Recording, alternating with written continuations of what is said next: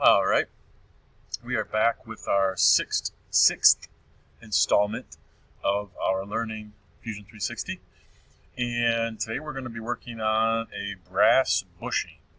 And so, really, in all these videos now, I'd encourage you to think about how you do this, and maybe even pause if you want to, and start trying to do things on your own.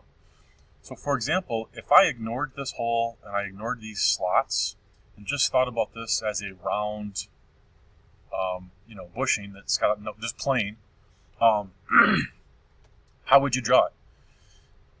Which view would you start in? Where would you put the origin in comparison to all this? And so some things to take note of is obviously the center point of this circle would be a good point for the origin, right?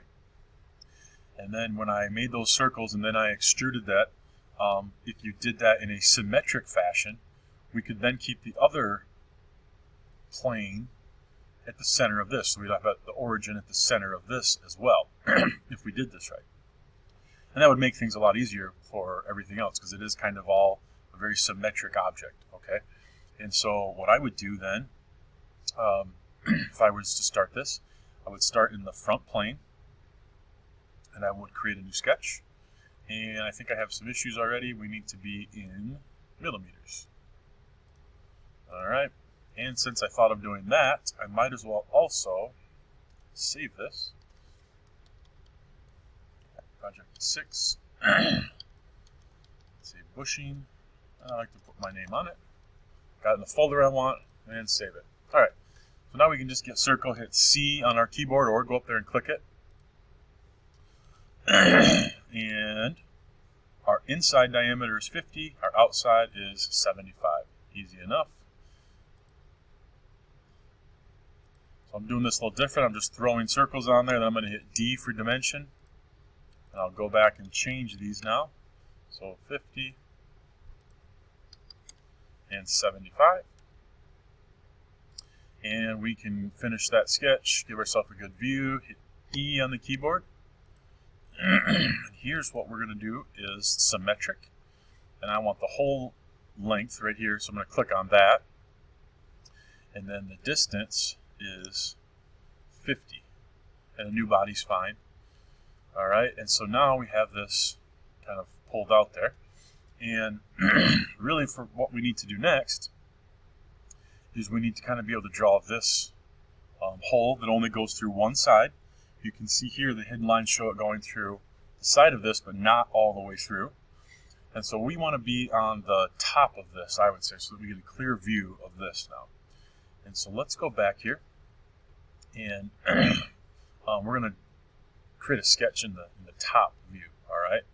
And so my origin is still alive, and if it asks me to select, now because it's round, I can't really get to the top surface. And so you need to be able to get to that panel right there and click on that to create the sketch. The other option is in this origin drop-down. If you hover over these, it actually shows you what panel. And so the XZ is also the top. So if I can't click on that object to get to the top surface, I can always use my origin menu. And I can also say, okay, I want my sketch to be in this XZ. And now I'm on the top. You can see over here, it confirms that I'm on the top up here. All right, and so now what would also be kind of helpful here for us is to kind of see what's going on in here. So over here in your sketch palette, while I'm in here, if you actually check the box for slice, it almost like it kind of cuts it in half. When I'm still drawing on that same plane, it just kind of gives me an inside view of what's going on here. But if we go back and look at our schematic here, we have a 10-degree circle that we need to draw, and let's go ahead and start with that. Then that's the easy one, right? So we can hit C on our keyboard. We know what we need it right in the origin. And I'm going to do this one differently. I'm going to type 10 right off the bat. I'm going to hit enter, so that one's good to go. And then we can kind of continue from there with some of our other stuff. And so now we need to take a look at some of the other stuff we have to add. So let's go back to our schematic here.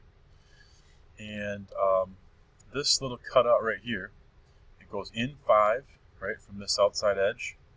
And then it goes 15 across this. So let's add that one next. And so we'll go back to our drawing. And now I need to be able to use this line. And so first what I'm going to try to do is, when I hit create, I'm going to do a center point rectangle. And you can see when I hovered that over that edge, it's not really working. It's not engaging. It's not finding this outside edge. So I need to kind of fix that. And so how we're going to do that is we're going to hit escape. Sorry, keep clearing my throat there. And then I'm going to hit S on the keyboard, and it brings me to sketch shortcuts, and this little search window pops up. And that's by hitting S on the keyboard. And then what we want to, oops, where did it go?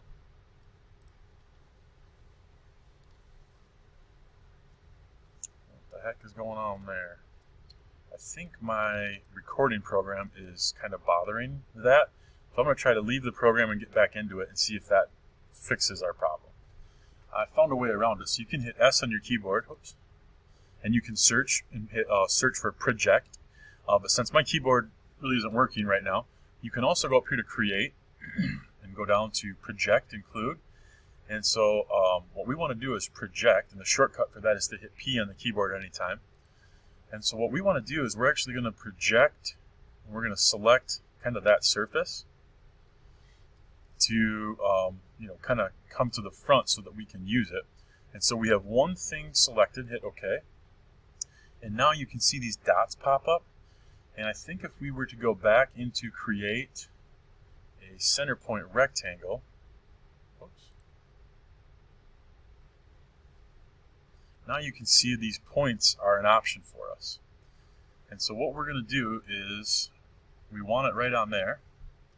And it's not really engaging for us perfectly. So let's actually just draw it off to the side. And we're going to hit 10. And then we're going to tab to 15. And then we're going to hit enter. And now what we're going to do is we're going to move this so that it is in line with everything that we need. And we're going to do that with some constraints. So first of all, we're going to click the horizontal vertical and see if this works for us. And it lines it up perfectly with my center that way. And then I can also say that I want it to be now vertical with that point up there. And you can see it clicks in and it locks into that line. And that is where we want that. We're going to need to make a copy of that though, so we're going to go grab our line tool now, and we want it to be a construction line. And pretty much anywhere down there, and then straight up through our origin line.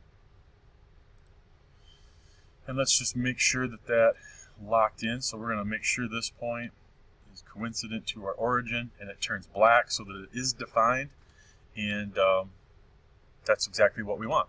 So now what we can do then is we're going to create a mirror, right? A mirror effect. So which object? I'm going to get that whole square. My mirror line is that right there. I'm going to hit OK. And now that I've got those rectangles on both sides, I'm good there. And now the last thing we need to do is draw a rectangle on the top.